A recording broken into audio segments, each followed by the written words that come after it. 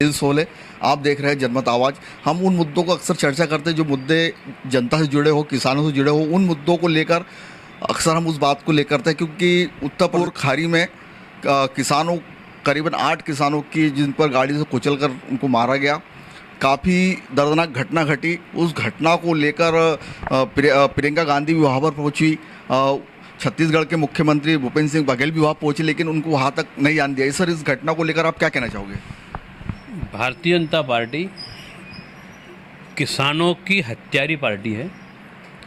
इस बात में भाजपा और हत्यारी पार्टी होने में एक दूसरे के पर्यायवाची है दोनों।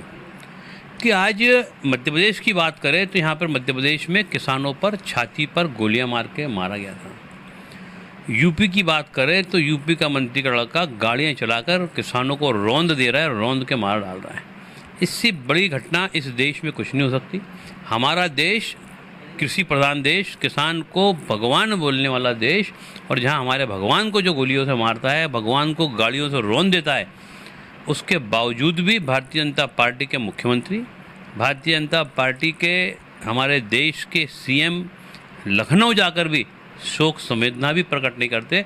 और हमारी नेता सम्माननीय प्रियंका गांधी जी जब उन किसानों के दुख दर्द बांटने के लिए, उनके मिलने के लिए जाती है, तो लोकतंत्र की हत्या करते हुए उनको गिरफ्तार करना, उनको मिलने नहीं देना और कानून की धज्जियां उड़ा देना और उनको बगैर किसी केस के 12-24 घंटे तक जेल में बैठा कर रखना, कैद करके रखना और फिर बाद में केस बनाना, तो ये अपने आप में दिखा रहा है कि हमारे देश में लोकतंत्र खत्म हो चुका है।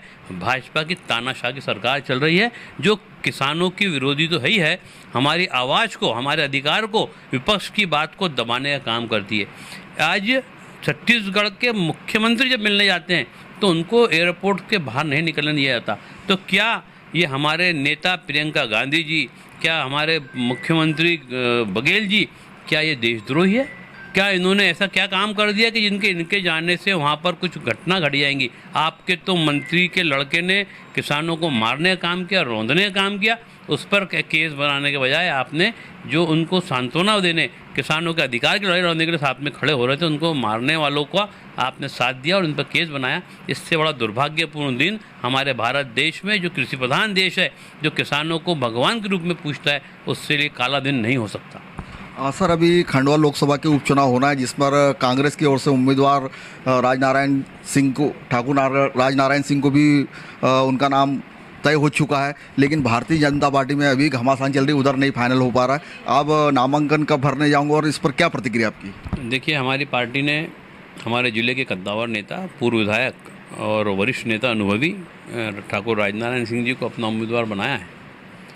और भारतीय जनता पार्टी की बात है तो उनका जो पिछला 15 वर्ष का कार्यकाल और मुख्यमंत्री की झूठी घोषणाएं और जो आम जनता पर जिस प्रकार से अत्याचार ये भाजपा की सरकार कर रही है, तो उनके पास उम्मीदवार मिलने को तैयार नहीं हो रहा है।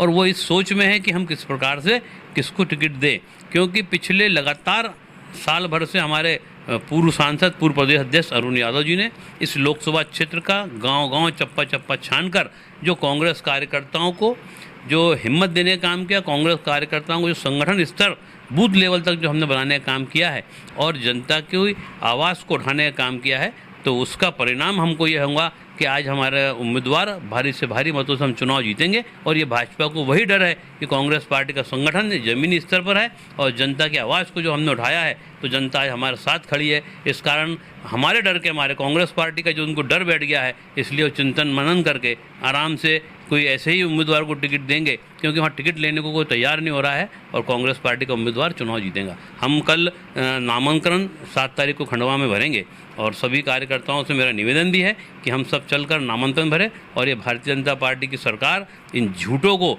मुंह तोड़ जवाब दे। ये थे कांग्रेस के जिला अध्यक्ष अजय रघुवंशी जी, जिन्होंने लखनपुर की घटनाओं को लेकर और नामांकन को लेकर अपनी प्रतिक्रिया दी। मैं अनिल सोले, कैमरामैन योगेश मराठा के साथ में, देखते रहिए।